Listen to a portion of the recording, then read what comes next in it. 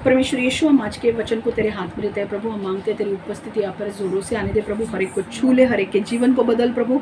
आज का जो वचन आने वाला है प्रभु, इस वचन से हमसे बात कर और इस वचन को सुनकर हमें उस वचन पर चलने के लिए मदद कर प्रभु। हम अपने आप को बदल नहीं सकते, पर तेरे अनुग्रह के द्वारा हम बदल सकते हैं प्रभु। जो मनुष्य के लिए असंभव है वो परमेश्वर के लिए संभव है। परमेश्वर तू हमारे चरित्र को बदल, हमारे मन को बदल, हमारे सोच को बदल और हमें नई सोच से चलने के लिए मदद कर प्रभु। जो भी आज वचन में प्रकटीकरण आने वाला है प्रभु, उस प्रकटीकरण से हमारे जीवन में हम उस प्रकटीकरण को लागू कर सके, ये हम प्रार्थना करते हैं प्रभु। हमें सिर्फ सुनने वाला नहीं बनना है, वचन को सुनने वाला नहीं, पर वचन पर चलने वाला बनना है प्रभु। परमेश्वर, मैं मांगती हूँ प्रभु कि जो भी वचन ये सुनने वाले हैं यूट्यूब पर या कहीं पे भी, मैं प्रार्थना करती हूँ कि हर एक के ऊपर अनुग्रह आने दे, हर एक के शराब टूटने दे और हर एक को नया कर, उनके विचारों को बदल प्रभु, उनके सोच को बदल और इस वचन के प्रकटीकरण के द्वारा उनको चलने के लिए मदद कर प्रभु। यीशु के नाम से मैं प्रार्थना करती हूँ, आमेन आमेन आमेन। ओके, आज जो वचन है, मैंने कहा था आपको लास्ट टाइम भी कि अभी भी फाइट हो रही है, तो इसीलिए मैं पेपर पे मैंने लिखा है वचन। अब वचन मैंने कहा था कि एस्तर सब लोग मुझे ऐसे चाहिए कि जब मुझे दिखने चाहिए तो कोई इधर आके बैठो फटाफट। लैपटॉप की वजह से मुझे दिख नहीं रहा है, फटाफट मुझे सबके मुंह देखने। रंजना तशी हो थोड़ी, क्योंकि मैं जो सिखा रही हूँ मुझे देखना है कि आपको समझ में आ रहा है कि नहीं। ठीक है, देखो हम एस्तर के ऊपर सीख रहे थे और मैंने कहा था एस्तर की स्टोरी मैंने आपको बताई थी। अब हमने कितने पॉइंट्स हुए हमारे, ये आई थिंक 6th पॉइंट है ना। पहले के नंतरचे 4, आता हा 6वा पॉइंट है ना, ये 6वां पॉइंट है, राइट? बरोबर है ना? ओके, ठीक है। चलो, आज का जो पॉइंट है, पहला पॉइंट, हम एस्तर के पूरे पुस्तक में से जो भी हम सीख सकते हैं वो हम सीख रहे हैं। ठीक है, तो जो परमेश्वर मुझे दे रहा है मैं आपको वो दे रही हूँ। आज का 6वां पॉइंट है, our past does not dictate our future. Our past does not dictate our future. आपका अतीत आपके भविष्य को निर्धारित नहीं करता। आपका अतीत आपके भविष्य को निर्धारित नाही करता। आपला भूतकाळ आपले भविष्य ठरवत नाही। आपला भूतकाळ आपले भविष्य ठरवत नाही।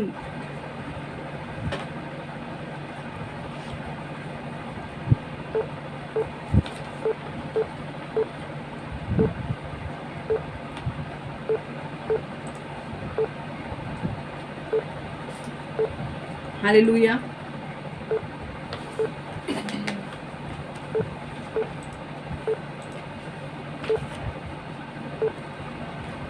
ओके,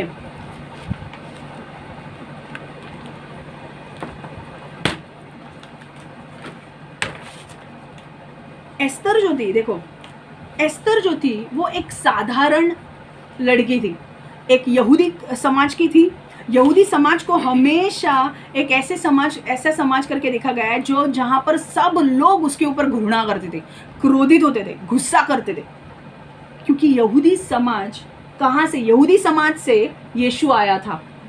ओके, तो वो समाज को सब लोग, यूनानी जो लोग थे जो यीशु के नहीं है, वो हमेशा अटैक करते हैं यहूदी समाज के ऊपर। अगर आपने देखा होगा इजराइल के ऊपर जो अटैक्स होते हैं, हमास हो गया, हिजबुल्ला हो गया, ये क्यों अटैक करते हैं? क्योंकि वो यहूदी समाज से रॉयल किंग आया था, और वो किंग कौन था? यीशु। तो वहाँ के लोग भी क्या है? रॉयल है वो लोग। समझ में आ रहा है? तो इसीलिए शैतान जो है, लूसीफर जो है, वो नहीं चाहता कि उनकी पीढ़ी जिए। वो चाहता है कि वो नष्ट हो जाए, और उसने पहले भी बहुत सारे अटैक किए हैं। अगर आपने होलोकॉस्ट देखा होगा तो होलोकॉस्ट में आपको हिटलर ने यहूदी लोगों को भर के एशुअल चेम्बर्स में लाया था। एक जगह है वहाँ पे, और अभी भी वो जगह है, और वहाँ पे एक गैस चेम्बर होता था। पूरे 100, 200, 1000 यहूदियों को चेम्बर में डाला जाता था, लॉक किया जाता था, गैस ऑन किया जाता था, और वो मारे जाते थे। इतनी मैं जब इज़राइल गई थी, मुझे याद है हमने यादनेर करके याद कुछ तो एक जगह है नाम, वहाँ पे यादनेम करके ऐसा कुछ जगह है जहाँ पर उनकी याद में होलोकॉस्ट के लोग जो मारे गए थे, यहूदी लोग, उनकी याद में वो जगह बनाई गई है। और वहाँ पे जब हम जाते हैं तो वो लोग बोलते हैं कि वहाँ पे मस्ती मजाक मत करो, क्योंकि वो एक स्मरण करने वाली जगह है, रिमेम्बरेंस के लिए है वो। तो यहूदी लोगों के यहाँ से एस्तर उस समाज से आ रही थी। अब आप थोड़ा उस कैरेक्टर में घुसने की कोशिश करो। आप ऐसा सोचो कि आप एस्तर हो, तो अब आपको फील होगा कि मैं एस्तर के बारे में मैं क्या बोल रही हूँ, ठीक है। अगर आप बोलोगे मैं रंजना हूँ और मैं एस्तर के बारे में सोच रही हूँ, इतना फील नहीं होगा। आप उस कैरेक्टर में घुसने की कोशिश करो कि आप एस्तर हो। तो एस्तर एक तो यहूदी समाज से आई है। दूसरी चीज मैंने कहा, एस्तर अपने देश में नहीं रहती थी। वो कौन से देश में रहती थी? पर्शिया, बैबीलोन, इराक में जो देश था, बैबीलोन मतलब इराक, आज का इराक, वहां पर वो पली बड़ी थी, पर्शिया में। मैंने कहा था कि इजराइली लोगों ने पाप किया। मैं बार बार ये बात रिपीट कर रही हूँ क्योंकि आपके दिमाग में घुसे। इजराइल ने पाप किया था। इजराइल को पहले ही बोला गया था कि अगर तुम पाप करोगे तो तुम्हारा न्याय होगा, और न्याय वो होगा कि तुम झेल नहीं पाओगे। अब न्याय क्या हुआ? इजराइल जब मूर्ति पूजा में लग गया, अलग अलग चीज़ों को लेकर, तब परमेश्वर ने कहा कि चलो अब मैं न्याय लाने वाला हूँ। और उसने बबीलोन का जो राजा है नबूकदनेस्सर, उसको भेज दिया।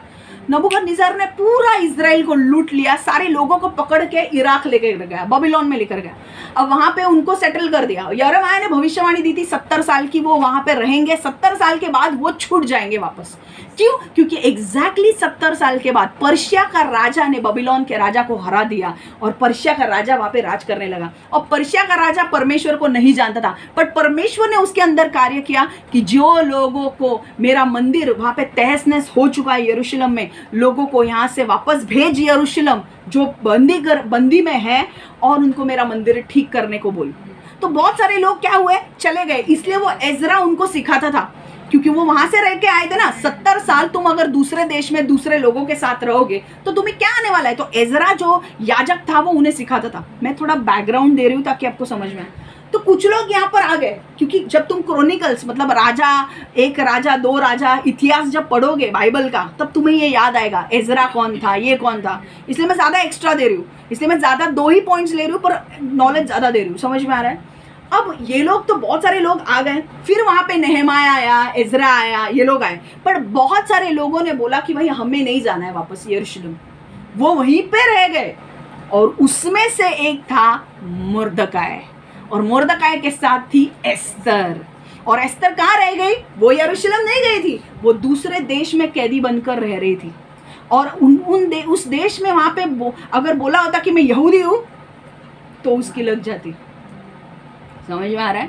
और यहूदी अगर नाम लिया भाई, तो उनके ऊपर तो मतलब अटैक होने ही होने हैं, क्योंकि इतना गुस्सा है लूसीफर को। क्यों? शैतान को। क्योंकि उस रेस से कौन आया है? यीशु। और उसने आके सारे लोगों की जीवन बदल दिया। इसलिए गुस्सा।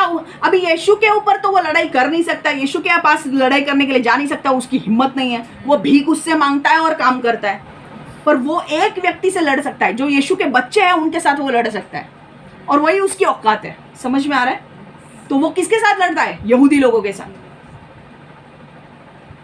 अब ये समझो कि एस्तर जो थी, अब पूरा हमारा पॉइंट क्या है कि आपका अतीत आपके भविष्य को निर्धारित नहीं करता।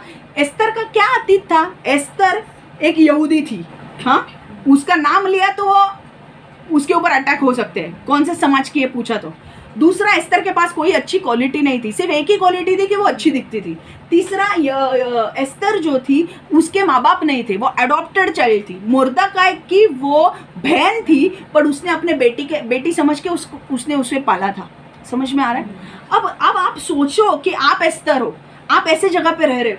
अब एस्तर के पास ऐसा कुछ भी नहीं है कि जो कुछ खास है और परमेश्वर उसका इस्तेमाल कर सकता है, कुछ नहीं है। बट फिर भी परमेश्वर ने उसे इस्तेमाल किया यहूदी लोगों का छुटकारा देने के लिए। जब हामान ने यहूदी लोगों को मारने का प्लान बनाया, तो 127 राज्यों में जितने भी यहूदी लोग हैं वो एक दिन में मरने वाले थे। बट क्योंकि एस्तर को परमेश्वर ने रानी बनाया, देखो उसके पास कुछ नहीं था, फिर भी एस्तर को रानी बनाया और राजा के पास रखा, ताकि जब हमान के बारे में पता चले तो रानी यहूदी लोगों को बचाया जा सके।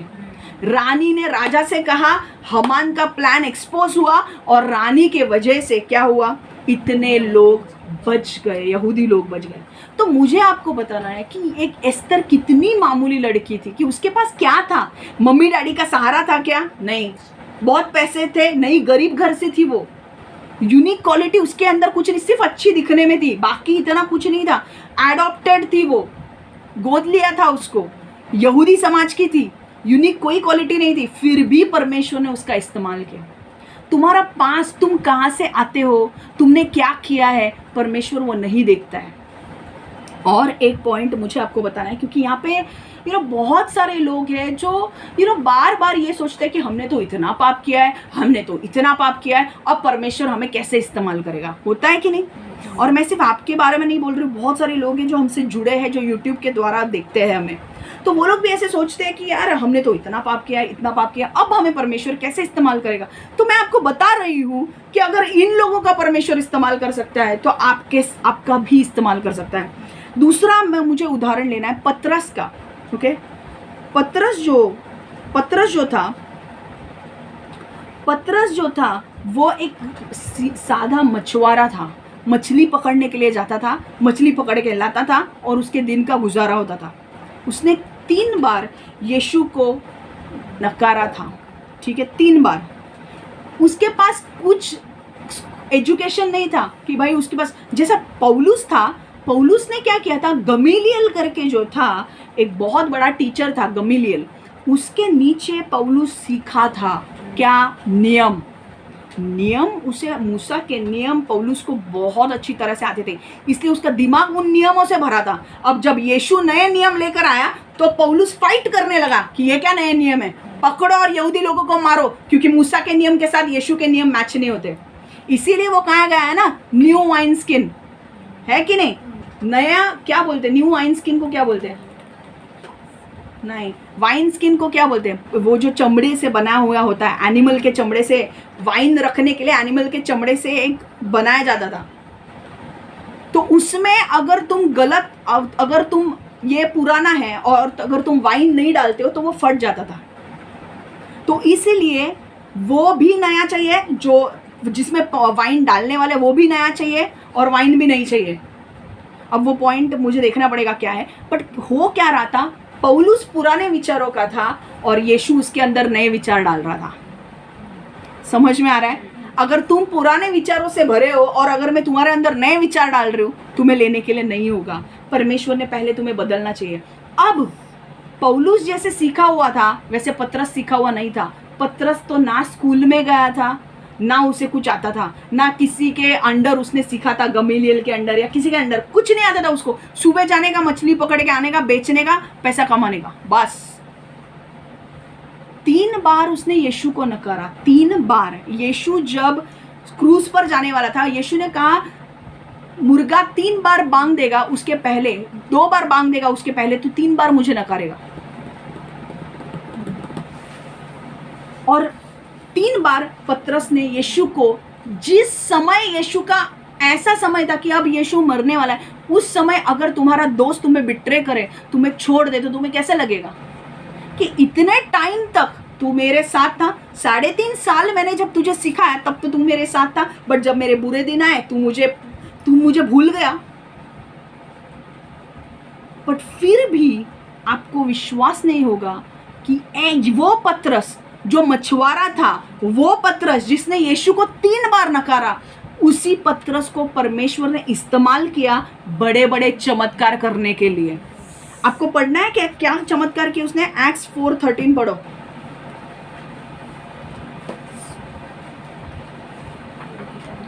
प्रेषितांचे कृत्य 4, प्रेरितों के काम। उन्होंने जब पतरस और यूहन्ना को निर्भरता को देखा, उन्होंने जब पतरस और यूहन्ना की निर्भीकता को देखा और यह समझा कि वे बिना पढ़े, काय झालं, एक मिनट, ठीक है, एक्स 4:13 नहीं, एक्स 5:15-16 पढ़ेंगे हम. प्रेरितोचे काम 5वा अध्याय 15 ते 16.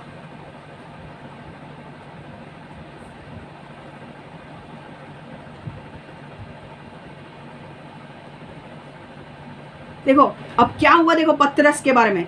परिणाम स्वरूप लोग अपने बीमारों को लाकर चारपाई और बिस्तरों पर गलिया में लिटाने लगे, ताकि जब पतरस उधर से निकले तो उनमें से कुछ पर कम से कम उसकी छाया ही पड़ जाए. यरूशलेम के आसपास के नगरों से अपने बीमारों और दुष्ट आत्माओं से पीड़ित लोगों को लेकर झुंड के झुंड लोग आने लगे और वे सभी अच्छा हो जाया करते थे. पता है क्या होता था, पतरस के पास इतना परमेश्वर ने पतरस को इस्तेमाल किया कि पतरस को एक समय होने के बाद इतना अभिषेक दिया कि पतरस के शॅडो से, त्याच्या सावलीने लोके बरं व्हायचे. पतरस के शॅडो के वजह से, पतरसच्या सावलीवरनं लोक बरे व्हायचे. जेव्हा पतरस या गल्लीतनं, आता या गल्लीतनं मी जाणार आहे, तर त्या गल्लीतले लोक सगळ्या आजारी लोकांना बाहेर आणायचे आणि कॉटवर ठेवायचे. सब गली के लोग बाहर लाते थे और कॉट या स्ट्रेचर्स पर उन लोगों को रखते थे जो बीमार है, और पतरस वहां से गुजरता था. जब वो वहां से गुजरता था, उसकी शैडो जब उनके ऊपर पड़ती थी वो चंगे हो जाते थे. समझ में आ रहा है? इतने लेवल का अनॉइंटिंग कि बॉस मेरी शॅडो, अगर मेरा हाताची सावली जर तुझ्यावर पडली तर तू बरी होशील. तो इमॅजिन करो क्या लेवल का अनॉइंटिंग है. और किसका इस्तेमाल किया? पतरस का, जो एक पढ़ा लिखा नहीं था, जो मछुआरा था, जिसने 3 बार यीशु को नकारा था, फिर भी यीशु ने उसे माफ किया. तुम्हारा अतीत क्या है, तुमने क्या किया है, वो मैटर नहीं करता है. परमेश्वर के पास जब तुम हृदय से आते हो और पश्चाताप मन से करते हो ना, तब परमेश्वर तुम्हें माफ करेगा और तुम्हें वापस इस्तेमाल करेगा. अब और एक हम वचन देखेंगे, उससे आपको और क्लैरिटी आएगी. प्रेरितों के काम एक्ट्स 4:13.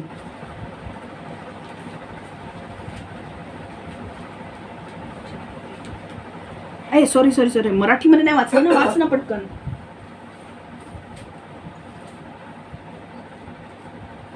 की लोकांनी दुखणे करास मार्गात आणून बांजावर पलंगावर ठेवावे, यासाठी की पेत्र येत असता त्याची सावली तरी त्याच्या ती कोणावर पडावी. आणखी यरूशलेमेच्या आसपासच्या चोहोकडल्या गावातून लोक समुदाय दुखणे करास व अशुद्ध आत्म्याने पिडलेल्यास घेऊन तेथे येत आणि ते सर्व बरे होत असत. समझ में आ रहा है? अभी एक बार इंग्लिश में भी पढ़ रही हूँ मैं, ज़रा 2 मिनट दो मुझे ये थोड़ा टाइम लग रहा है खोलने के लिए, बट ठीक है.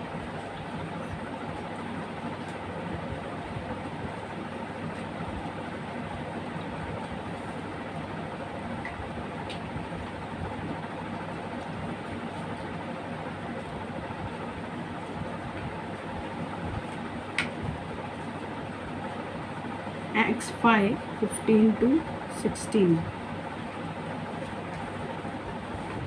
मैं इंग्लिश में भी पढ़ने वाली हूँ क्योंकि इंग्लिश के लोग भी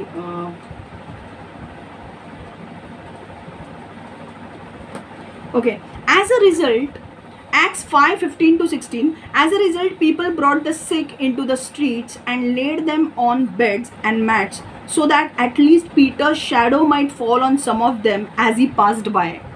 Crowds gathered also from the towns around Jerusalem, bringing their sick and those tormented by impure spirits, and all of them were healed. मिला क्या? समझा? अभी एक वचन हम देखेंगे, Acts 4:13.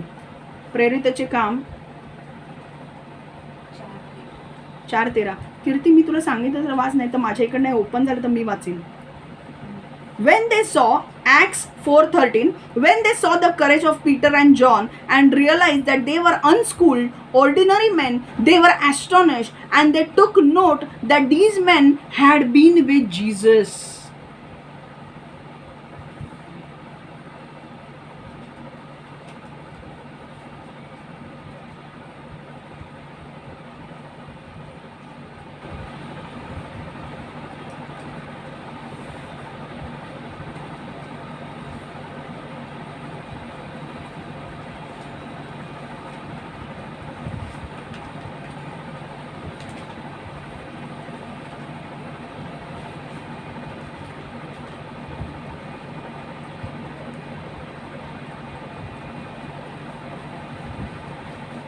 मराठीत वाचतो. तेव्हा पेत्राचे व योहन्याचे धैर्य पाहून तसेच हे अनक्षर व अज्ञानी इसम आहेत असे समजून त्यांनी आश्चर्य केले आणि हे येशूच्या सहवासात होते असे त्यांनी ओळखले. एक मिनिट थांब.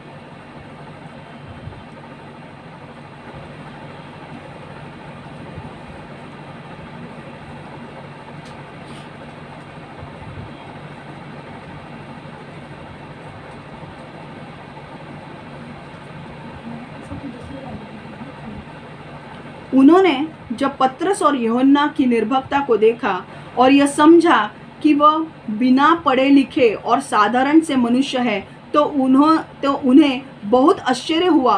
फिर वह जान गए कि ये यीशु के साथ रह चुके लोग हैं. कळलं तुला? सी यहाँ पे मुझे बोलना क्या है, जब उन्होंने देखा, अब ये जो लोग थे वो वहाँ के लोग थे और उन्होंने पतरस को मछुआरा होते हुए देखा है. पतरस मच्छी लाता था, बेचता था, वो सब देखा है. अचानक से जब पतरस इतने बड़े चमत्कार करने लगा तो यही लोग बोलने लगे कि यार ये बंदे को तो हम पहले से जानते हैं, ये तो ना पढ़ा लिखा है, ये पढ़ा लिखा नहीं है, ये मछुआरा था और अभी ये बड़े बड़े चमत्कार कैसे कर रहा है. उसके शैडो से, उसके साये से भी लोग कैसे हील हो रहे हैं. पता है ये क्यों हुआ? क्योंकि उन्होंने बोला कि ये यीशु के साथ रहा है. एक चीज मुझे आपको बोलना है, आपका बैकग्राउंड क्या है, आप कहाँ से आ रहे हो, आपके फैमिली कौन सी है, आपका बैकग्राउंड क्या है, आपका जाति क्या है, आपका धर्म क्या है, आपने कितने गलती किया है, आपका कलर क्या है फेस का, आप कितने मोटे हो, कितने छोटे हो, कितने पतले हो, लंबे हो, उससे कुछ फर्क नहीं पड़ता. आपके पास एजुकेशन है, आप पढ़े लिखे हो या नहीं हो, आपके पास कितना क्वालिफिकेशन है, डिग्री है, वो कुछ फर्क नहीं पड़ता है. परमेश्वर आप जैसे हो वैसे आपका इस्तेमाल करेगा. हालेलुया. पतरस पढ़ा लिखा नहीं था. अगर आपके दिमाग में ऐसा लग रहा है अरे हम तो पढ़े लिखे नहीं है, हमारा कैसा परमेश्वर इस्तेमाल करेगा. पतरस पढ़ा लिखा नहीं था. पतरस के अंदर लॉयल्टी भी नहीं थी. पतरस कहाँ ईमानदार था. उसने यीशु जब क्रूज पर जाने वाला था 3 बार उसने यीशु को नकारा क्योंकि उसे लगा उसको भी क्रूज पर लटकाएंगे. पतरस ने अगर हाँ बोला होता, क्योंकि उन्होंने पूछा, एक औरत ने पूछा, एक लड़की ने बोला कि पतरस मैंने तेरे को यीशु के साथ देखा है, तू यीशु के साथ रहता था. उसने बोला कौन यीशु, कहाँ का यीशु, मैं नहीं जानता. और वो शराब बुलाने लगा अपने आप के ऊपर और उसने यीशु को 3 बार नकारा. फिर भी यीशु ने उसका इस्तेमाल किया. मैं नहीं जानती आपका पास्ट क्या है, आपके पास में, और हर एक व्यक्ति के पास में कुछ ना कुछ हुआ होता है कि नहीं. अगर आप बचपन से यीशु में आए हो तो आपने थोड़ी बहुत गलती कम की होगी, बट अगर आप यीशु में नहीं थे तो आप मैंने और आपने बहुत बड़ी गलती किया है कि नहीं. बट हमारे गलतियों की वजह से ऐसा नहीं होगा कि परमेश्वर हमें इस्तेमाल नहीं करेगा. तो पतरस ने कितनी बड़ी गलती की थी. पतरस ने यीशु को नकारा था बट फिर भी यीशु ने उसे चांस दिया. तो परमेश्वर दूसरा चांस देने वाला परमेश्वर है. हालेलुया. आप बोलोगे मैंने ये गलती की, मैंने वो गलती की, अब मैं कैसे परमेश्वर के सामने आऊं. परमेश्वर बोलेगा भाई बाबा मैंने, तू सच्चे मन से पश्चाताप कर, मैं तेरे सारे पापों को क्षमा करूंगा. पर पश्चाताप सच्चे मन से होना चाहिए. अगर ऊपर ऊपर से करोगे तो परमेश्वर भी ऊपर ऊपर से उत्तर देगा, भाई तू दूरी रहे, पास आने की जरूरत नहीं है, क्योंकि मैं अपना अभिषेक या मैं अपनी उपस्थिति तेरे साथ नहीं जाने दूंगा. समझ में आ रहा है.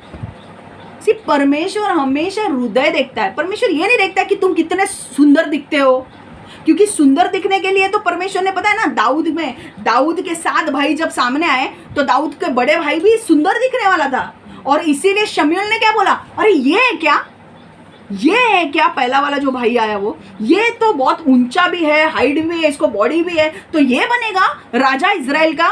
शमूएल ने पूछा, परमेश्वर ने बोला ये नहीं बनेगा. और फिर आया लास्ट में, दाऊद था ही नहीं. दाऊद किसको गया था, चराने के लिए गया था वो. फिर बाद में उसने पूछा शमूएल ने कि और कोई लड़का है क्या आपका. उसने बोला हाँ है, एक छोटा लड़का है 13 साल का, गया है चराने के लिए. ओके, भेड़ को चराने के लिए गया है. एंड फिर वो आता है और परमेश्वर उससे बोलता है शमूएल को, देखो वो आया है दाऊद, वो इजराइल का राजा बनेगा. सो परमेश्वर आपका चेहरा, आपकी ब्यूटी, आप कितने हैंडसम हो वो नहीं देखता है, वो आपके चरित्र को देखता है. आपके चरित्र में भी कुछ फ्लॉज हो सकते हैं, ठीक है, आपके चरित्र में भी बहुत सारी चीजें हो सकती है, क्योंकि हम सब गलती करते हैं, कोई परफेक्ट नहीं है। पर अगर आप पूरे मन से पश्चाताप करते हो, परमेश्वर आपको क्षमा करेगा और आपको इस्तेमाल करेगा। पतरस पहले डरपोक था, इतना डरपोक था कि उसने यीशु को जब क्रूस पर लटकाने के लिए गए तो वो लड़की ने जब पूछा तो वो बोला मैं यीशु को जानता तक नहीं हूँ, इतना डरपोक। पर जब पवित्र आत्मा आया उसके ऊपर, बाद में उसने यीशु को, जब यीशु वापस आके यीशु ने वापस उसे रीस्थापित किया, रीइंस्टेट किया, वापस स्थापित किया उसे बोला पतरस तेरे से गलती हो गई पर वापस चल। पता है ना आपको, यीशु मरे हुए में से जिंदा उठने के बाद यीशु वापस चेलों को मिला, और जब वो मिला तो उसने पतरस को अपने गले लगाया और पतरस को बोला जो हो गया सो हो गया, चलो वापस शुरू करते हैं। समझ में आ रहा है? God is a God of second chance. वापस शुरू करते हैं। और तब पतरस ने ऐसा कमाल किया, पतरस को पता चल गया यीशु कोई आम आदमी नहीं है, परमेश्वर का पुत्र है, और जो हमें मिला है वो बहुत बड़ा है। और तब पतरस के अंदर पवित्र आत्मा उतरा, और तब पतरस के ऊपर जो पवित्र आत्मा आया, जो अभिषेक आया, उसने प्रीचिंग किया लोगों को। 3000 लोग एक साथ परमेश्वर के राज्य में, और उनका बपतिस्मा भी हुआ। तो जो डरपोक था, परमेश्वर ने उसी का इस्तेमाल करके उसे फियरलेस बनाया और उसका इस्तेमाल किया, इतने सारे लोगों के सामने खड़ा होकर प्रचार करने लगा। जिसने पहले यीशु को नकारा था, आज वही यीशु का प्रचार करने लगा। हालेलुया। अगर आपके पास्ट मिस्टेक्स अगर परमेश्वर देखने लगा तो कोई किसी को परमेश्वर इस्तेमाल ही नहीं कर सकता है, क्योंकि कोई परफेक्ट ही नहीं है कि नहीं? मेरे में भी फ्लॉज है, आप में भी फ्लॉज है कि नहीं?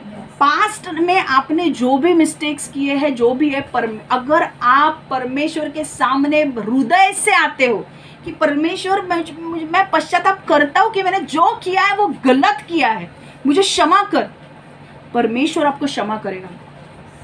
पर कुछ लोग हैं जिनको कुछ सज़ा भुगतनी पड़ेगी, क्योंकि कुछ लोगों ने, आपके लिए ये चीज़ नहीं है, मैं कुछ लोगों के लिए बोल रही हूँ, कुछ लोगों ने अपने हद के बाहर जाकर चीज़ें की हैं, इसलिए परमेश्वर जल्द से जल्द उन्हें वो चीज़ नहीं देगा, उनका न्याय पहले होगा।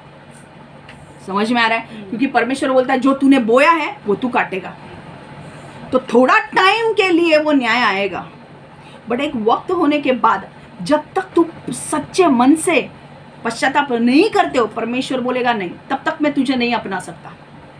पर जब तू सच्चे मन से करेगा पश्चाताप, परमेश्वर तुझे अपनाएगा भी, और परमेश्वर तुझे वापस स्थापित भी करेगा, और तेरा इस्तेमाल भी करेगा, और तेरे पिछले पापों को याद भी नहीं करेगा। हालेलुया। तो आपके मन में अगर डाउट है, बहुत सारे लोगों के ऊपर डाउट है, बहुत सारे लोगों को लगता है हमने इतने पाप किए कि परमेश्वर हमें कैसे इस्तेमाल करेगा।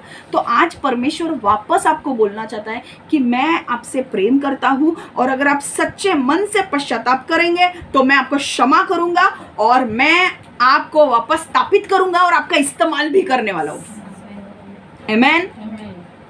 और अब जब परमेश्वर आपका इस्तेमाल करेगा ना, वो कोई नॉर्मल इस्तेमाल नहीं होगा, बड़े स्केल पे इस्तेमाल करेगा। क्योंकि पतरस ने जब पश्चाताप किया, पतरस जब परमेश्वर के पास, पतरस को पता चला कि मैंने गलती की है, बट जब परमेश्वर एक परमेश्वर समुंदर के पास आया यीशु, और मछली कर रहा था, और पतरस वापस मच्छी पकड़ने के लिए गया, क्योंकि उसको यीशु मर गया था, उसे लगा कि अब सब खत्म हो गया। तो वहां से आवाज आई, क्या मछली पकड़ी क्या तुमने? पतरस को तुरंत पता चला ये कोई और नहीं, यीशु है। पता है उसने क्या किया? उसने वो पूरा मतलब ऊपर का शर्ट वर्ट नहीं पहना था, उसने शर्ट पहना, उसने उड़ी मारी, क्योंकि वो परमेश्वर के सामने आने वाला था। उसने बोट में से उड़ी मार के, जो यूहन्ना वो लोग बोट से आए, पर इसने उड़ी मार के स्विम करके फटाफट आया कि यीशु है यहाँ पे। क्योंकि यीशु मुझे पूछता था ऐसे कि क्या तुझे मछली मिली, और उससे वो याद आया पतरस को कि ये बातें मुझे कौन बोलता था, ये बातें यीशु बोलता था, मुझे दिख नहीं रहा है पर ये बातें मुझे यीशु बोलता था। और ये आज मैं जब मच्छी पकड़ने के लिए गया हूँ तो यीशु मुझे पूछ रहा है कि क्या तुझे मछली मिली, और उसे तुरंत पता चल गया कि ये और कोई नहीं है, मेरा गुरु है यीशु। और वो बोल रहा है कि मुझे बोट में से नहीं आना है, मैं फास्ट स्विमिंग करके जाऊंगा, और वो स्विमिंग करके यीशु के पास आया। यीशु ने उसे माफ कर दिया, यीशु ने उसे वापस स्थापित किया। आपके पास्ट मिस्टेक्स को भूल जाओ, पूरे दिल से पश्चाताप करो। जब वक्त आएगा आपका पश्चाताप करने का, उद्धार होने का, पूरे दिल से पश्चाताप करो। परमेश्वर आपके सारे पापों को क्षमा करेगा और आपको वापस इस्तेमाल करेगा उसके राज्य के लिए। और जो चीजें आपने अभी तक शैतान के लिए की है, अब उससे कई बड़ी चीजें और अच्छी चीजें आप यीशु के लिए करोगे। हालेलुया। जब हम यीशु में नहीं थे तो हम शैतान के पीछे चल रहे थे ना। जब हम यीशु में आएंगे तो यीशु हमें क्या करेगा? उसके कामों के लिए इस्तेमाल करेगा। हालेलुया। कितने लोग रेडी है उसके कामों के लिए? Are you ready? जब परमेश्वर आपको कुछ काम देगा आप रेडी हो? क्योंकि आपके परमेश्वर मिस्टेक्स नहीं देखेगा, आपको इस्तेमाल करेगा उसके राज्य के लिए। हालेलुया। तब बोलना मत ये नहीं कर सकता, वो नहीं कर सकता, तब रेडी हो ना करने के लिए। ठीक है।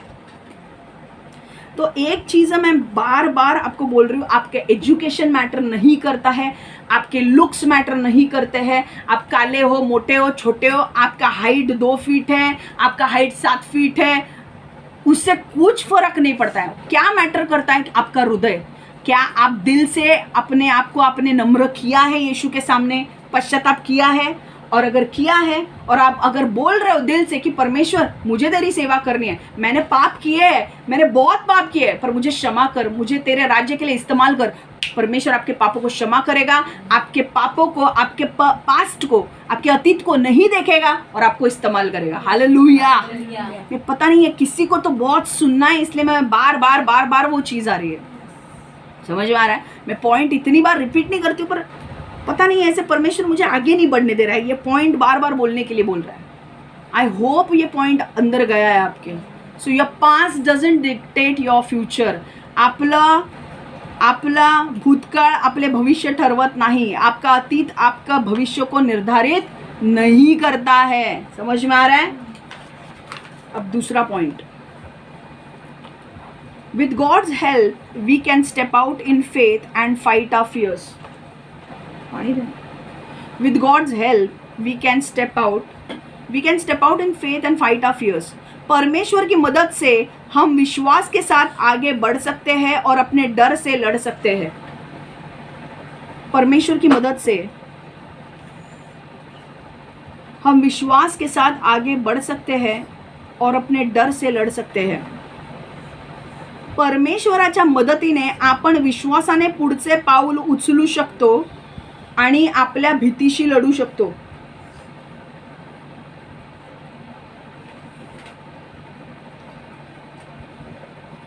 कीर्ती, माझं बायबल बाहेर ठेवले ते घेऊन ये लवकर घेऊन ये. परमेश्वराच्या मदतीने आपण विश्वासाने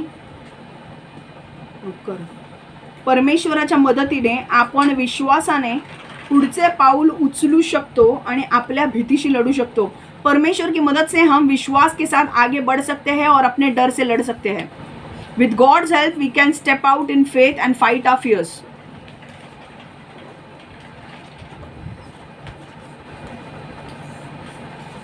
ओके, अब देखो,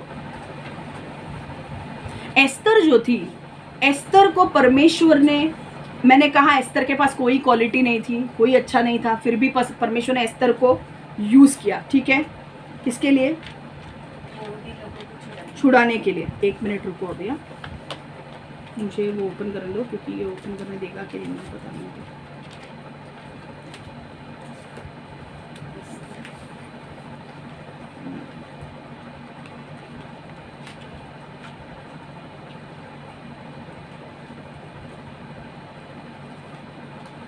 एक मिनट, इससे अच्छा मैं ये लेती हूँ.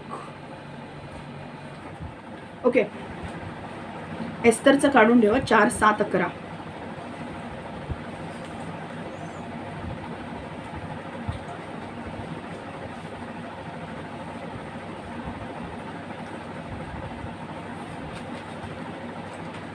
एस्तर 4, 7, 11. मी जेव्हा सांगेन तेव्हा बोल.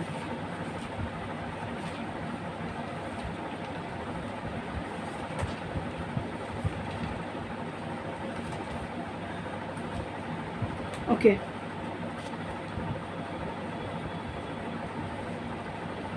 अब देखो, इसमें जाने से पहले हम एक स्टोरी बताएंगे। देखो एस्तर क्या थी, सुनो सुनो सुनो, हम जाने के पहले हम ये करेंगे, ठीक है। एस्तर जो थी वो यहूदी बैकग्राउंड से थी, ठीक है, यहूदी बैकग्राउंड से एस्तर थी। एक मिनट में ये खुल ही नहीं रहा है, वापस से इसका कुछ नाटक चालू है।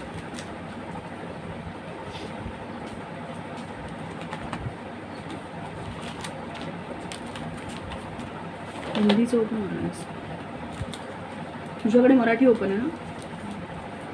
2 मिनटं.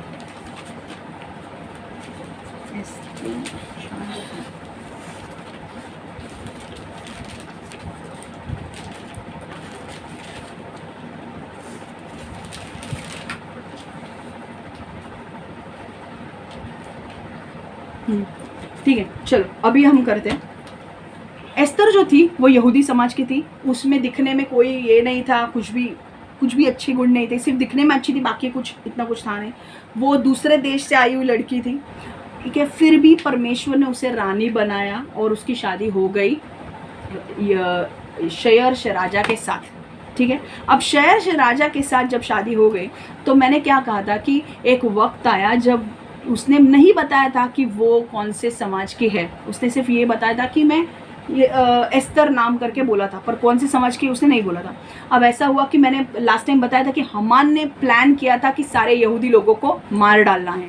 हमान ने प्लान बनाया कि मुझे सारे यहूदी लोगों को मार डालना है, और इसलिए उसने जाके राजा से क्या किया, नियम लिखवा के लिया कि हम इस डेट पे सारे यहूदी लोगों को मार डालेंगे, और सिग्नेट रिंग से राजा ने साइन किया।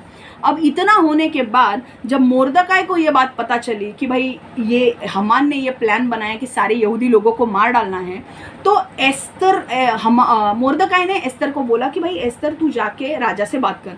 अब एस्तर डर गई राजा से बात करने के लिए। क्यों डर गई? क्योंकि एस्तर जानती थी, एक नियम था कि एस्तर अगर जाएगी राजा के बिना बुलाए, राजा के दरबार में अगर जाएगी तो उसको मृत्यु दंड मिलेगा, ठीक है। अब एस्तर ने पहले मोर्दकाई को मना कर दिया कि नहीं मैं नहीं जाऊंगी, पर फिर मोर्दकाई ने कहा कि अगर तू नहीं जाएगी तो तुझे क्या लगता है कि कहीं से कहीं परमेश्वर छुड़ाएगा नहीं, तू नहीं तो किसी और से परमेश्वर छुटकारा लाएगा। पर एक ध्यान में रख, तू और तेरा परिवार, अगर तू नहीं गई तो तू और तेरा परिवार पूरा नष्ट हो जाएगा। एस्तर डर गई थी, एस्तर के अंदर डर था, ओके। हमारा पॉइंट क्या है कि with God's help we can step out in faith and fight of fears. परमेश्वर की मदद से हम विश्वास के साथ आगे बढ़ सकते हैं और अपने डर से लड़ सकते हैं। अब एस्तर जो थी वो डर गई थी कि बॉस अगर मैं गई, राजा ने मुझे बुलावा भेजा नहीं है, और 30 दिन हो चुके थे राजा ने बुलाया नहीं था एस्तर को। अब 30 दिन हो गए, ऐसा नहीं कि 1-2 दिन हुए हैं, 30 दिन हो गए हैं, राजा को याद ही नहीं है एस्तर के बारे में शायद से। और अगर एस्तर जाती राजा के सामने, अपने आप को एस्तर के जगह पर रख के देखो यार, कैरेक्टर में घुस के देखो, अगर तुम एस्तर होते तो क्या होता। तो एस्तर बोली अरे मैं 30 दिन तक मैं, राजा ने मुझे बुलाया नहीं है, और अगर अब मैं गई राजा के पास और अगर राजा को अच्छा नहीं लगा तो मुझे मृत्युदंड मिलेगा, ठीक है। और वो डर उसे सता रहा था, ओके। पर उसने कहा कि मैं अपने डर के ऊपर काबू करने वाली हूँ, मैं अपने डर को रोकने नहीं दूंगी, मुझे समझ में आ रहा है। तो उसने क्या किया, उसने कहा सारे यहूदी लोगों को कि ठीक है मैं डर के मारे बैठने वाली नहीं हूँ, मैं डर के मारे बैठने वाली नहीं हूँ, मैं इस डर के ऊपर जाकर, डर को पीछे छोड़कर मैं आगे बढ़ने वाली हूँ, क्योंकि डर के आगे जीत है कि नहीं। उसने कहा कि सारे यहूदी समाज के लोगों को बोलो फास्टिंग प्रेयर करने के लिए, 3 दिन 3 रात फास्टिंग करो, कोई भी कुछ भी नहीं खाएगा। 3 दिन 3 रात फास्टिंग करो, उपवास करो, कोई भी कुछ नहीं खाएगा, और फिर मैं राजा के सामने जाऊंगी। और वहाँ पे एक रूल था, अगर बिन बुलाए राजा के यहाँ पे तुम जाते हो और राजा को पसंद नहीं है तो तुम्हें मृत्यु मिलेगी, पर अगर राजा को तुम पसंद हो तो वो तुम्हें राजदंड देगा और तुम्हें बचाएगा। अब एस्तर को कुछ पता नहीं था, 30 दिन हो चुके थे, राजा ने बुलावा नहीं भेजा था, तो अब उसे पता नहीं था कि राजा को अच्छी लगती है नहीं लगती है। 30 दिन डर था उसके अंदर। बट फिर भी देखो, अब हम वचन पढ़ेंगे एस्तर 4:7-11। एस्तर 4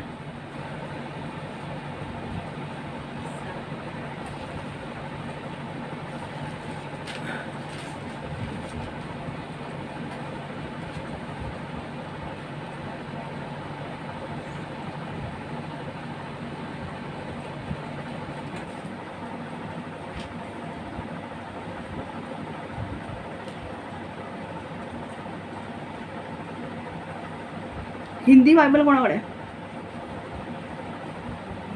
कम आहे ना. बाहेर घेऊन ये.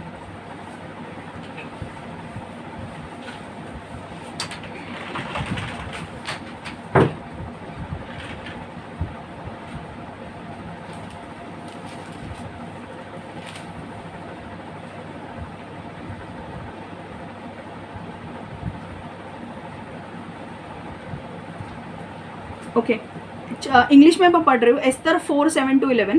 Mordecai told him everything that had happened to him, including the exact amount of money Haman had promised to pay into the royal treasury for the destruction of Jews. He also gave him a copy of the text of the edict for their annihilation, which had been published in Susa, to show to Esther and explain it to her, and he told him to instruct her to go to him, to go into the king's presence to beg for mercy and plead with him for her people. Hatak went back and reported to Esther what Mordecai had said. Then she instructed him to say to Mordecai, all the king's officials and the people of the royal provinces, all the king's officials and the people of the royal provinces know that for any man or woman who approaches king in the inner court without being summoned, the king has but one law, that they be put to death, unless the king extend the gold scepter to them and spares their life. But 30 days have passed since I was called to go to the king. Hindi में पढ़ रही हूँ. आणून ठेव लागला तर, कारण हे आत्ता ओपन झालं. वह मुर्दकाय ने हताक से जो कुछ हुआ था सब कुछ कह डाला.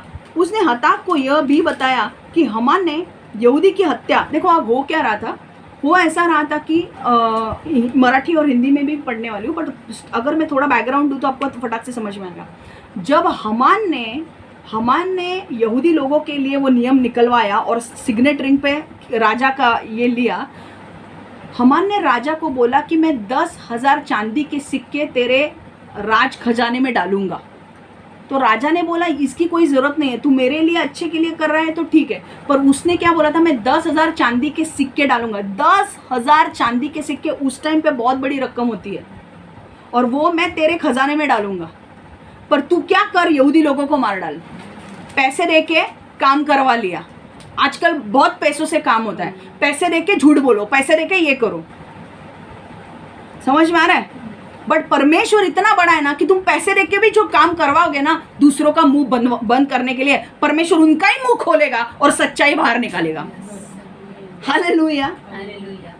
एक वक्त आया हमान के मुंह से सच निकला कि तूने काम किया है, तूने झूठ बोला है. तू बोल कि तूने यहूदियों को मारने का प्लान किया है, तो तू बोल. पैसे डाल के लोगों का मुंह बंद करके नहीं होने वाला है. परमेश्वर का जब समय आएगा तो सारे अच्छे लोग बोलने लगेंगे पोपट की तरह. पैसे डाल के तुम लोगों का मुंह बंद करोगे, नहीं होगा. समझ में आ रहा है? अब वहां पे क्या हुआ है, मुर्दकाय कहाँ था, बैठता था राज दरबार के बाहर. जब मुर्दकाय को पता चला कि ये, मैं स्टोरी बोल रही हूँ आपको ताकि आप, बहुत सारे लोगों के पास बाइबल नहीं है जो सुन रहे हैं हमारी बातें, यूट्यूब पे भी है वो. मुर्दकाय को जो पता चला कि भाई राज दरबार के बाहर वो बैठा था और पता चला कि इतने सारे यहूदियों को कत्ल किया जाने वाला है इस दिन पे, उसने सैकलोथ्स पहन लिया. मतलब दुख भरे. पहले ऐसा होता था कि जब दुख होता था ना तो वो ऐसे कपड़े डालते थे और अपने ऊपर राख डालते थे. इसका मतलब उसे बहुत दुख हो रहा है. और जब एस्तर ने देखा, एस्तर को पता चला, एक छक्का अंदर आया, क्योंकि वहाँ पर जब छक्के थे वो राज दरबार में बहुत काम करते थे. एक छक्का अंदर आके एस्तर को बोलने लगा कि एस्तर, अरे तेरा वो जो है ना मुर्दकाय, वो सैकलॉथ करके बैठा है. सैकलॉथ मतलब पूरे दुख भरे कपड़े डाल के बैठते हैं वो लोग, और मट्टी वट्टी डालते हैं दिखाने के लिए कि हम बहुत दुखी है. तो वो डाल के बैठा है. अब एस्तर को पता है वो उसका पिता है, उसने पिता की तरह संभाला है उसे. एस्तर को बुरा लगा. एस्तर ने फटाफट उसके लिए कपड़े भेजे कि तू ये कपड़े डाल, हुआ क्या है, मुझे बताओ हुआ क्या है. तब उसने एक छक्के को मुर्दकाय के पास भेजा. हताक करके उसका नाम था, और हताक की बात मुर्दकाय के साथ हुई. और अब हम जो पढ़ने वाले हैं वो क्या मुर्दकाय बोलता है वो हम पढ़ने वाले हैं. देखो, अब वह मुर्दकाय ने हताक से जो कुछ हुआ था सब कह डाला. उसने हताक को यह भी बताया कि हामान ने यहूदियों की हत्या के लिए राजा के कोष में कितना धन जमा करने का वादा किया है। मुर्दकाय ने हताक को यहूदियों की हत्या के लिए राजा के आदेश पत्र की एक प्रति भी दी। वह आदेश पत्र शशून नगर में हर कहीं भेजा गया था। मुर्दकाय यह चाहता था कि वह उस पत्र को एस्तर को दिखा दे और हर बात उसे पूरी तरह बता दे, और उसने उससे यह भी कहा कि वह एस्तर को राजा के पास जाकर मुर्दकाय और उसके अपने लोगों के लिए दया की याचना करने को प्रेरित करे। हताक एस्तर के पास लौट आया और उसने एस्तर से मुर्दकाय ने जो कुछ कहने को कहा था सब बता दिया। फिर एस्तर ने मुर्दकाय को हताक से यह कहला भेजा,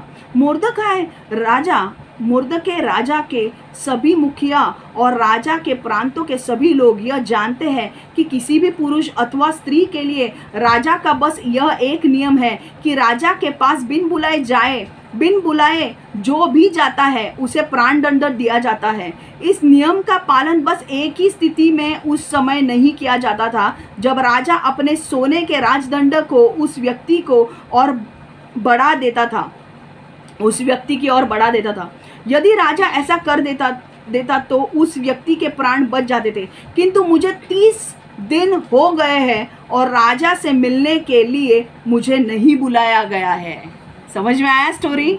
अब वो डर गई थी, उसके अंदर डर आया था। हमें भी जब नए नए चीज़ें करने के लिए बोलते हैं गॉड, तो हम डर जाते हैं कि नहीं? कल गॉड बोलेगा तुझे यूएस जाना है, डरोगे कि नहीं?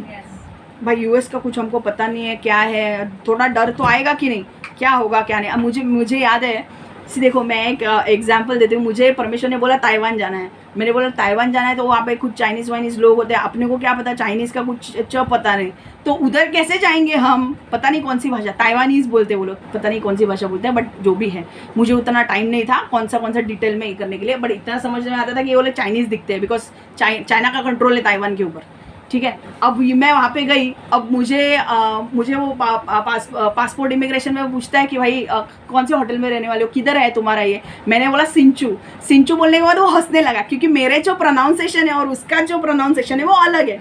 मैंने बोला भाई वहाँ से तो मैं छूट गई, वहाँ से मैं आगे आई, अब वहाँ से मुझे टैक्सी पकड़कर वो मेरा जो जहाँ पे मुझे रूम दी गई थी मुझे वहाँ पे जाना था। और मेरी इतनी लगी हुई थी, मुझे इतना डर लग रहा था कि एक तो हमारी भाषा उनको समझ में नहीं आती, उनको इंग्लिश समझ में नहीं आता है, और हिंदी मराठी तो छोड़ दो, इंग्लिश भी समझ में नहीं आता है।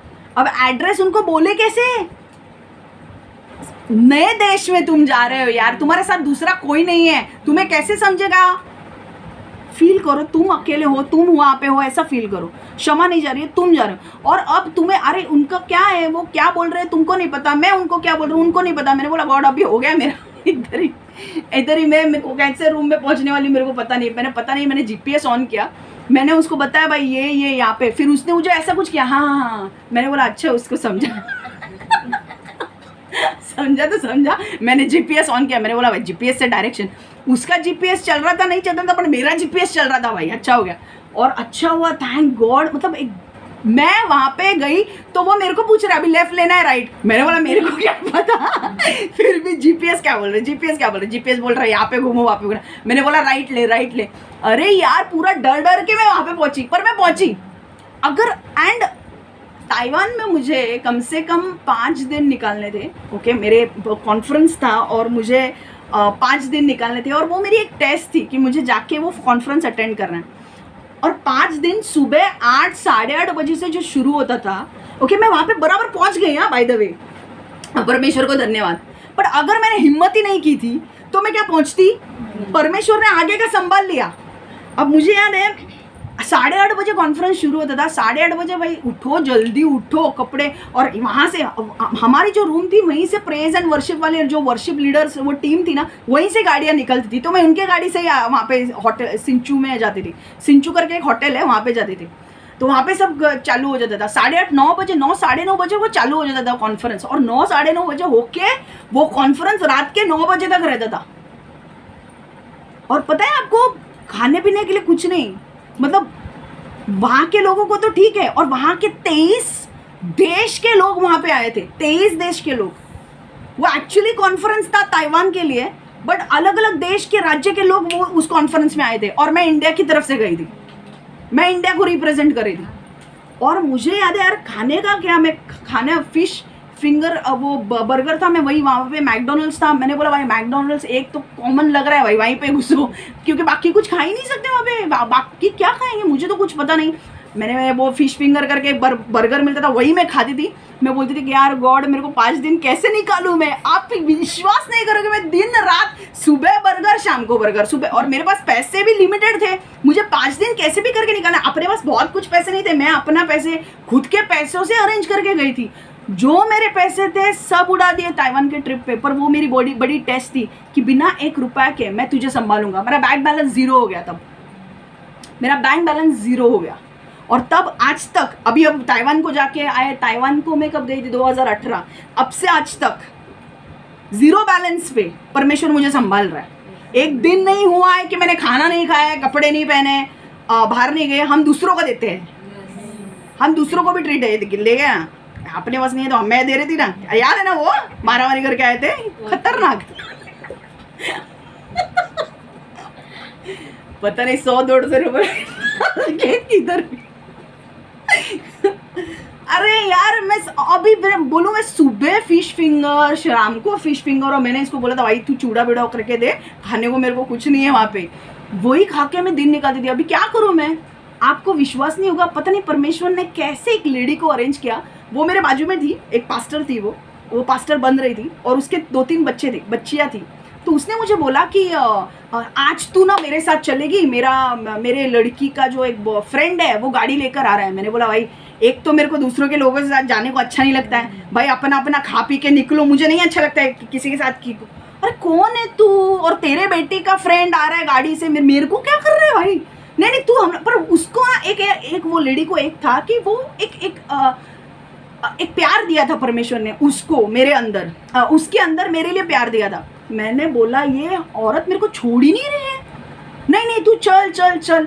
फिर वो मुझे लेकर गई, उसने मुझे टोफू और वो कुछ राइस था, फिर वो मैंने खाया, मुझे इतना अच्छा लगा ना।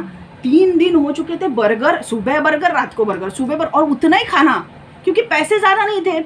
और क्या, अगर मैं 2 भी बर्गर खाऊं तो भी मेरे को ये माइंड में था कि भाई इतने ही पैसे हैं और इतने में ही एडजस्ट करके जाना है, बाकी के लिए उड़ाने के लिए पैसे नहीं है, तो घर पे भी वापस आना है, टैक्सी के भी लगेंगे, तो वो सब एडजस्ट करके करना था मुझे। और सच में मुझे कुछ पता नहीं था, बट मुझे बस ये कॉन्फ्रेंस अटेंड करना था। आप विश्वास नहीं करोगे, वो लेडी आई, वो लेडी ने मेरे पैसे भरे। मैंने उसको बोला मैं आपको पैसे देती हूँ, उसने लिए नहीं पैसे, और उसने मुझे 2 बार वो 2 या 3 बार वो मुझे लेकर गई। मतलब 5 दिन का कॉन्फ्रेंस था, सच में वो एक गॉड का ग्रेस ही था यार। वो लेडी मुझे वो टोफू और वो राइस कुछ खाने को, ग्रेवी मिलती है वो खाने के लिए मेरे को लेके गई। बट मैं आपको बोलती हूँ ना, जब आप डर के आगे जीत है, जब आप डर के आगे जाओगे ना, परमेश्वर ऐसे ऐसे लोगों को आपके लिए भेजेगा ना जो आपकी मदद करेंगे, है कि नहीं। जब एस्तर डर गई थी, पर देखो परमेश्वर ने राजा के अंदर ही कार्य किया। राजा ने बोला एस्तर को मैं मरने नहीं दूंगा, मैं राजदंड दे दूंगा उसे, वो छूट जाएगी। और एस्तर ने यहूदी लोगों के बारे में वो राजा को बोला कि राजा मुझे तुझसे बात करनी है, और राजा ने बोला तू जो चाहे तू मुझसे मांग सकती है। उसने बोला यहूदी लोगों के बारे में ये सब प्लान चल रहा है और मैं चाहती हूँ कि ये सारा प्लान कैंसिल हो जाए और मेरे लोग बच जाए। हालेलुया।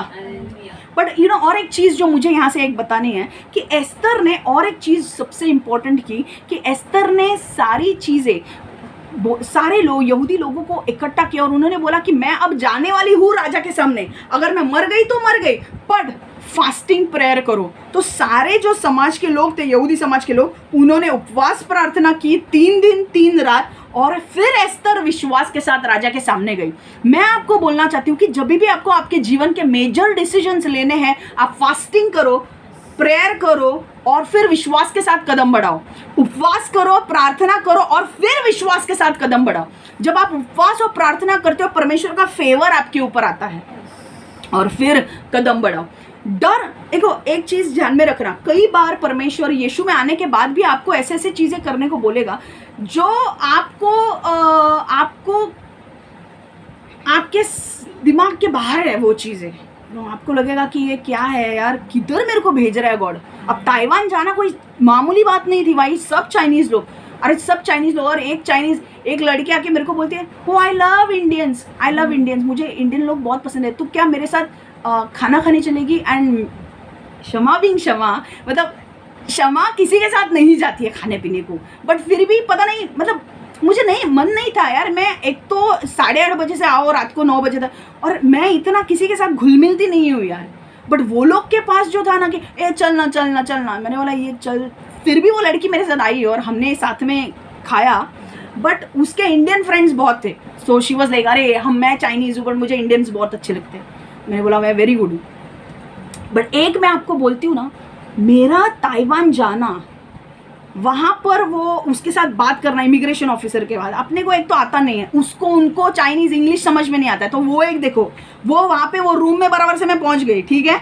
वो होने के बाद अब आप एक एक चीज़ें देखो, वो होने के बाद मुझे सुबह जाके जाना था। अब देखो मैं सुबह क्या खाती थी, मैं बर्गर खाती थी, बर्गर सुबह रात को बर्गर, और वही। पर आपको पता नहीं, आप देखो ना कौन से वो पास्टर के अंदर कार्य किया वो औरत के अंदर, वो मुझे वो टोफू और वो राइस खाने के लिए लेकर गई, और वो ही मेरे पैसे भरती थी। और वो तो हम चल के गए, पर बाद में उसने मुझे बोला कि मेरे एक दिन पता नहीं क्या हुआ, मेरी लड़की है, उसका फ्रेंड आ रहा है, वो गाड़ी लेकर आ रहा है, तुझे भी हमारे साथ चलना पड़ेगा। मैं एक्चुअली किसी के साथ जाती नहीं हूँ, मुझे अच्छा नहीं लगता है। हम लोग हमारा देखे, तुमच्यासारखे नाही आहे मी सगळ्यांबरोबर मिसळते, मी नाही मिसळत सगळ्यांबरोबर, बट थोड़ा चल चल चल चल। मैंने बोला क्या चल, मेरा मन नहीं है, बट फिर भी यार मैं जा रही हूँ। मैं गई वहाँ पे उनके साथ, वो लोग तो कुछ अलग अलग खा रहे थे, मैंने कुछ खाया थोड़ा बहुत, पर मैंने बोला ठीक है यार, कुछ तो चेंज मिला, खाया पिया, मैंने निकला। बट देखो एक बात मुझे बोलनी है, कौन वो औरत, क्या वो मुझे जानती है, क्या मेरे लिए मेरा क्या उसका कुछ नाता है, क्या मेरा ब्लड रिलेशन है, क्या वो मेरी फैमिली मेंबर है, नो। बट फिर भी परमेश्वर ने उसके अंदर कार्य किया, और वो मेरे लिए कर रही थी। उसके मन में पता नहीं क्या आया, उसने ऑरेंजेस भी दिए थे मुझे। उस दिन आई, उसने मुझे बोला ये ले। मैंने बोला क्या है इसमें, उसको किसी ने ऑरेंजेस दिए, ऑरेंज मतलब संतरा दिया, और वो संतरा मुझे कितने 10 कुछ ऑरेंज होंगे, वो दिए, ले लेके मैं घर पे आई। मेरे को रात को खाने को भूख लगती थी यार, वो बर्गर से क्या, क्योंकि क्या होता था, टाइमिंग 12 बजे तुम एक बर्गर खाते थे, फिर जो होता था 7 बजे ब्रेक होता था, वो 7 बजे में एक बर्गर खाती थी। 7 बजे के बाद कुछ नहीं होता था खाने को। 7 बजे के बाद वो लोग तुम्हें जो टैक्सी में बिठा के देंगे, उस टैक्सी से तुम घर पे आओगे, और घर पे क्या मिलने वाला है, घर पे कुछ नहीं है। और फिर मैं इसने बनाया हुआ चूड़ा खाती थी, क्योंकि मुझे भूख लगती थी, पर फिर मैं वो संतरा वंतरा खा रही थी, वो ऑरेंज, क्योंकि पता नहीं कौन किसके मन में आया और मुझे ब्लेस कर रहा था। सी, आप जब परमेश्वर के लिए जब एक स्टेप लेते हो ना, विश्वास का कदम, कि नहीं परमेश्वर मुझे बोल रहा है ना ताइवान जाने के लिए, मुझे पता है कि वहाँ पे मुझे कोई हेल्प करने वाला नहीं है, पर वहाँ पे मुझे ऐसे ऐसे लोग मिले जो आके मुझे बोल रहे थे, do you need any help, do you need any help. मुझे लोग आके पूछ रहे थे, मैं खुद शॉक हो रही थी कि मुझे कैसे हेल्प। अरे एक बार तो मुझे याद है, लास्ट डे था, मैं निकलने वाली थी और मेरे को गोली लेनी थी। पता है कौन सी गोली थी मुझे पता नहीं, बट कोई गोली लेनी थी, और मेडिसिन लेना था मुझे डॉक्टर का। तो वो डॉक्टर का मेडिसिन लेना था, मुझे बहुत भूख लगी थी, और यहाँ पे सुबह सुबह कौन देने वाला है, मेरी टैक्सी आने वाली थी, वो मुझे एयरपोर्ट लेकर जाने वाली थी। मैंने वहाँ पे ना मैं एक रूम में गई थी, और वहाँ पे एक लड़की थी, वो जिसको मैं जानती थी, वो मुझे देखकर पहचानती थी, तो उसको मैंने बोला मुझे सैंडविच मिल सकता है क्या, वहाँ पे सैंडविच रखा है। अभी देखो उसको कुछ देने की ज़रूरत नहीं है ना, वो किसी और के लिए रखा था। मैंने उसको बोला देख मैं पैसा दूंगी, मुझे वो सैंडविच दे, मुझे गोली लेनी है। तो मैंने उसने बोला ठीक है मैं पूछ के आती हूँ। तो उसके ओनर ने बोला दे उसको सैंडविच दे। उसने पता है उसने सैंडविच भी दिया मुझे, और उसने पैसे भी नहीं लिए। ये क्यों हुआ? क्योंकि जब हम विश्वास से परमेश्वर के लिए कदम लेते हैं, डर को पीछे छोड़ के एक कदम आगे लेते हैं, परमेश्वर हमारे लिए लोगों के अंदर काम करता है, और परमेश्वर हमारे लिए मार्गों को सीधा करता है। हालेलुया। समझ में आ रहा है? एस्तर अगर डर के गई नहीं होती तो आज यहूदी लोग बचते नहीं। आज वो लड़की ने मुझे सैंडविच दिया, मुझे इतना अच्छा लगा वो सैंडविच खा के, गोली ली, सैंडविच खाया, और मुझे पता था कि मेरे इतने ही पैसे, मुझे इतने पैसों में ही वापस आना है। मुझे टेंशन आ रहा था। और पता है आपको, जब टैक्सी आई तो टैक्सी आई तो टैक्सी वाले ने कुछ बोला, इतने इतने होंगे। तो उस लड़की ने मुझे पूछा कि do you have the money, मतलब पैसे हैं तुझे टैक्सी वाले को देने के लिए? मैंने बोला हाँ है। झूठ क्यों बोलने का, जो है सो है, जितना हमने लाया था थोड़ा बहुत जो था। मैंने बोला था गॉड मेरे इंडिया जाने तक मेरे को कैसे भी करके संभालो भाई। वो वहाँ तक मैंने पूरा प्लान करके रखा था कि भाई इतना ही है और इतने में ही करना है। मैंने पैसे दिए, एयरपोर्ट गई। एयरपोर्ट में तो फिर वहाँ पे मैं एयरपोर्ट में जाके मैंने कुछ खाया वाया कुछ तो। बट मैं आपको एक चीज़ बोल रही हूँ यार, आप ना डरो मत। डर आपको लिमिट करेगा, डर आपको आगे बढ़ने नहीं देगा, आपका जीवन खोखला बना देगा। पर जब आप डर के आगे जाओगे ना, आपको ऐसे ऐसे अपॉर्च्युनिटीज लाईफ में मिलेगी ना जो आपने जिंदगी में सोची नहीं है। अशा संधी तुम्हाला मिळतील, अशा नवीन दरवाजे देव उघडेल की तुम्ही विचार पण केला नसेल। हाँ डर आता है यार भाई, कोई बोलता है कि इसको मिलना है उसको मिलना है, थोड़ा डर आता है क्योंकि मैं इंट्रोवर्ट लड़की हूँ, मुझे नहीं अच्छा लगता है नए नए लोगों से मिलने के लिए। मुझे मेरे बेसिक लोगों के साथ रहना बहुत अच्छा लगता है, मुझे नए लोगों के साथ मिलना नहीं अच्छा लगता है। बट मुझे पता है कि जब मुझे परमेश्वर भेजता है तो मुझे मिलना ही पड़ेगा, आई हैव नो चॉइस। पर डर जो है ना, डर को आप जो भी आप यीशु में आने के बाद भी आपको कोई डिसीजंस लेने पड़ेंगे, डर को आपके जीवन में आने मत दो। कल परमेश्वर बोलेगा भाई तुम्हें गोरेगांव शिफ्ट होना है, शिफ्ट हो जाओ गोरेगांव। कल परमेश्वर बोलेगा तुम्हें मालाड शिफ्ट होना है, शिफ्ट हो जाओ मालाड। कल बोलेगा यूएस जाना है, शिफ्ट हो जाओ यूएस, डरो मत। कल बोलेगा इंडिया आना है, इंडिया शिफ्ट हो जाओ, डरो मत, परमेश्वर तुम्हारे लिए मार्ग को खोलेगा। Fear will limit you and take away your purpose. कई बार क्या होता है, डर जो है ना, मैं एक्चुअली ताइवान जाने से बहुत डर रही थी। क्यों? क्योंकि ताइवान में सब चाइनीज लोग और मैं क्या रिलेट करेंगे हम। पर देखो जब मैं वहां पे गई, वो लोग कितने अच्छे हैं, वो लोग ने मुझे कितना हेल्प किया। वो एक दिन तो मुझे याद आया, मेरे पास कुछ खाने को नहीं था, मैंने चिवड़ा खा लिया था पूरा। रात को ठोका, नॉक किया और बोलते हैं ये पाव वाव कुछ बचे थे, तूने डिनर कर लिया क्या, चाहिए तो ये ले। मैंने बोला मैंने खा लिया, अब नहीं चाहिए। बट एक कर्टसी होती है ना आके पूछने की कि भाई खाया है कि नहीं। एक तो देखो ना वो कैसे परमेश्वर उनके अंदर काम कर रहा था मेरे लिए। समझ में आ रहा है? एक चीज ध्यान में रखो, डर को अपने अंदर आने मत दो। डर के आगे जीत है और तुम्हें नहीं पता कौन से अपॉर्चुनिटीज तुम्हारे लिए ओपन हो जाएंगे।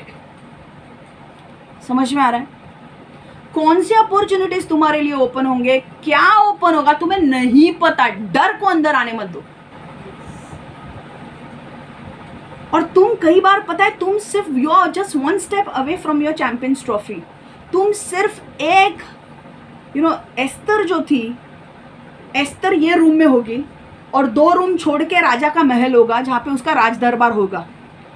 सिर्फ 2 मिनट की दूरी तय करनी थी एस्तर को उस राजा के पास जाने की, और वो दूरी तय करने के वजह से 2 दिन के बाद राजा यहूदी लोगों के लिए नया नियम बनाने वाला था, क्योंकि एस्तर वहाँ पे उसके साथ सामने आने वाली थी और एस्तर राजा के साथ।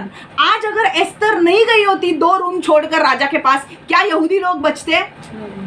शायद परमेश्वर ने बचाया भी नहीं होता या बचाया भी होता, बट एस्तर का जो मकसद था वो तो गया होता।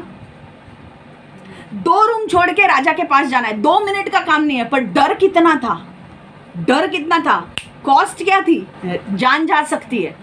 2 रूम छोड़ के जाना है, पर बुलाया नहीं है राजा ने, अब क्या करूं। पर ऐसे वक्त पे जब तुम इतनी बड़ी, तुम्हें रिस्क लेनी पड़ेगी लाइफ में, बट रिस्क लेना मतलब ऐसे ही नहीं कि भाई ऐसे ही लो। तुम प्रार्थना करो, उपवास करो और फिर आगे बढ़ो विश्वास से। परमेश्वर विश्वास से प्रसन्न होता है। प्रार्थना करो, उपवास करो, पर अंदर विश्वास नहीं होगा तो परमेश्वर को खुश नहीं होगा। प्रार्थना करो, विश्वास करो, प्रार्थना करो, उपवास करो और विश्वास से वो कदम लो। एस्तर ने बोला 2 कदम, 2 रूम, तो 2 रूम में जाने वाली जो होगा सो होगा। वो गई, उसने राजा को इंप्रेस किया। राजा ने बोला तुझे क्या चाहिए, उसने बोला मेरे यहूदी लोगों को मारने वाला है हमान। राजा ने हमान को ही लटका दिया और यहूदी लोगों के लिए नियम निकाला कि सारे यहूदी लोग मंथ ऑफ अदार, जो मार्च 14 को कुछ होता है, उस टाइम पे यहूदी लोगों को फाइट करने का, पूरी तरह से अपने आप को डिफेंड करने का चांस मिलेगा। And you right a new decree, नया डिक्री लिखो कि यहूदी लोगों को अपने फाइट करने का एक चांस मिलेगा। और he signed it with the signatory, उसने साइन की और उस दिन यहूदी लोगों ने बाकी के सारे लोगों को मार डाला। और वो आज भी वो दिन जश्न मनाते हैं। ये किया किसने? पीछे बैकग्राउंड में कौन चल रहा था? एस्तर ने विश्वास किया और वो उसने डर को पीछे रखा और वो आगे बढ़ी। तुम्हारा कौन सा डर है? कौन सा डर है? फिल्म फ्लॉप होने का डर, या जॉब नहीं मिलने का डर, या जॉब से निकाला दिया जाएगा इसलिए डर, शादी नहीं हो रही है इसलिए डर, बच्चा नहीं हो रहा है इसलिए डर? कौन सा डर है यार? Everybody has different fears. तुम्हारा डर कौन सा है? उस डर को पीछे छोड़ो, विश्वास रखो यीशु पे कि यीशु असंभव को संभव कर सकता है, और वो विश्वास से आगे बढ़ो, परमेश्वर आपको देगा। अब परमेश्वर ने मुझे बोला अरे अपनी जमीन खुद की होगी जमीन, पर पैसे कहाँ से आएंगे पता नहीं, पर मेरा विश्वास है कि परमेश्वर वो जमीन भी देगा और वो जमीन हमारी होगी भी और हमारा खुद का चर्च होगा। हालेलुया। सो डर को अपने अंदर आने मत दो। कई बार ऐसे तुम्हारे जीवन में होगा कि तुम्हें रिस्क लेनी पड़ेगी, तुम्हें एक स्टेप लेनी पड़ेगी, विश्वास का कदम। परमेश्वर तुम्हें कुछ बोलेगा और वो तुम्हें लेना पड़ेगा, तो डरो मत, विश्वास के कदम लो और आगे बढ़ो और वो चीज़ करो। You are going to be blessed. परमेश्वर वहाँ पे ब्लेस करेगा आपको। जिंदगी में मैंने ना थाई एयरवेज से कभी गई नहीं थी। फर्स्ट टाइम ताइवान गई मैं, थाई एयरवेज में बैठी, मुझे बहुत मज़ा आया। सी तुम्हें ना, you just don't know the adventure यार। जब तुम अपने आप को क्लोज रखते हो तुम्हें वो एडवेंचर।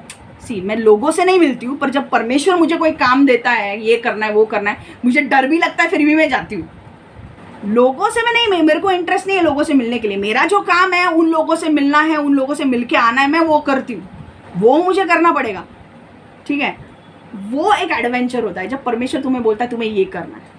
जब तुम वो डरोगे नहीं और परमेश्वर जो तुम्हें बोल रहा है वो तुम बिना डर के वो करोगे ना, आई एम टेलिंग यू, इतने बड़े अपॉर्च्युनिटीज तुम्हारे लाईफ में ओपन होंगे, इतनी बड़ी एवढ्या मोठ्या मोठ्या संधी तुमच्यासाठी उघडतील जेव्हा देव तुम्हाला सांगेल काहीतरी करायला, आणि तेव्हा तुम्ही भीती पाठी टाकाल। देव तुम्हाला सांगेल जॉब सोडा, आता पैसे कमी मिळतील, मग माझं घर कसं चालेल हा विचार करू नका। देव बोललाय ना जॉब सोडायला, मग जॉब सोडा। परमेश्वर पैसा पण उपलब्ध करेल आणि देव तुम्हाला चालवेल सुद्धा, कमी पैशात पण चालवेल, पण चालवेल। एक दिवस असा होणार नाही की तुम्ही जेवले नाही आहेत किंवा कपडे नाही आहेत किंवा राहायला जागा नसणार, परमेश्वर उपलब्ध करणार। का? कारण देवाने देवाने सांगितलंय ना सोडायला, तर देव त्याची काळजी पण घेईल। कळलं तुला? समझ में आ रहा है? तो दूसरा पॉइंट मैंने क्या बोला, with God's help we can step out in faith and fight our fears. हमेशा मुझे डर लग रहा है, डर लग रहा है, डर लग रहा है करके पीछे मत रहो। बहुत सारे लोगों ने अपॉर्चुनिटीज मिस किए हैं बिकॉज उनको डर लगा है। ऐसे मत बनो, डर के आगे जीत है। अपने कंफर्ट जोन से बाहर आओ और एक स्टेप आगे लेके काम करो। समझ में आ रहा है? अब मेरे को भी बहुत सारी चीज़ों का डर लगता है, बट ठीक है, मैं जाने वाली हूँ विश्वास से, वो काम करने वाली हूँ। परमेश्वर की मदद से हम विश्वास के साथ आगे बढ़ सकते हैं और अपने डर से लढ सकते हैं। परमेश्वराच्या मदतीने आपण विश्वासाने पुढचे पाऊल उचलू शकतो आणि आपल्या भीतीशी लढू शकतो। समझ में आ रहा है? तो आज 2 पॉइंट कौन से सीखे हमने? Our past does not dictate our future. आपका अतीत आपके भविष्य को निर्धारित नहीं करता, आपला भूतकाळ आपल्या भविष्याला ठरवत नाही। आणि दूसरा point, with God's help we can step out in faith and fight our fears. समझ में आ रहा है? तो डरना मना है, बिल्कुल डरना नहीं है। परमेश्वर अगर है आपके साथ तो आपको विश्वास से आगे बढ़ना है और परमेश्वर आपको जीत देगा। हालेलुया। परमेश्वर की मदद से हम विश्वास के साथ आगे बढ़ सकते हैं और अपने डर से लढ सकते हैं। परमेश्वराच्या मदतीने आपण विश्वासाने पुढचे पाऊल उचलू शकतो आणि आपल्या भीतीशी लढू शकतो। आमेन। चलो हम प्रेयर करेंगे। अब ये जो पॉइंट सीखा है, ये पॉइंट सिर्फ सीख के संडे भाई 2 घंटे मजा किया नहीं, अपने लाइफ में इम्प्लीमेंट करना है। क्योंकि जब आपके जीवन में ऐसे पॉइंट्स आएंगे, जब आपको करना पड़ेगा तो आपको करना है। ये समझ में आ रहा है? और एक बुक मेंटेन करो जहाँ पे आप वो लिख सकते हो। सबके पास है ना? गुड। चलो हम प्रेयर करते हैं। परमेश्वर यीशु, हम मांगते हैं प्रभु कि हर एक को ब्लेस कर, आशीर्वादित कर, हर एक के जीवन को बदल प्रभु, हर एक के पास अनुग्रह दे कि परमेश्वर आज उन्होंने जो भी सीखा है उसे लागू करे वो अपने जीवन में और उसके ऊपर चले प्रभु। और परमेश्वर मैं विश्वास करती हूँ तूने आज हमें बताया है कि हमारा पास्ट हमारा फ्यूचर क्यों, हमारा अतीत हमारे फ्यूचर को रोक नहीं सकता। हमारे अतीत आपका अतीत आपके भविष्य को निर्धारित नहीं करता। ये तूने हमें सिखाया है और परमेश्वर हम विश्वास करते हैं कि हमने पास्ट में जो भी कुछ किया है तो जब अगर हम सच्चे मन से पश्चाताप करेंगे, रिपेंटेंस करेंगे, तो तू हमें क्षमा करेगा और हमें तू इस्तेमाल करेगा। वो हमने सीखा है और इस बात को हम अंदर लेते हैं। लेट इट सिंक इन, वो हमारे अंदर जाने दे प्रभु कि और यही विश्वास से हमें आगे बढ़ने दे प्रभु। दूसरा पॉइंट उन्हें हमें सिखाया कि परमेश्वर की मदद से हम विश्वास के साथ आगे बढ़ सकते हैं और हम अपने डर से लड़ सकते हैं। तो परमेश्वर सच में हमें मदद कर प्रभु। जब भी ऐसा वक्त आएगा जब हमें हमारे डर का सामना करना पड़े तो हम डरेंगे नहीं, हम डर को पीछे छोड़ के आगे बढ़ेंगे और जो भी तूने अपॉर्चुनिटीज़ हमारे लिए रखी है, जो भी तूने चीज़ें हमारे लिए रखी है, वो हम लेंगे और उसका पूरा फ़ायदा उठाएंगे प्रभु। यीशु के नाम से मैं प्रार्थना करती हूँ। Amen, amen, amen. God bless you all, take care.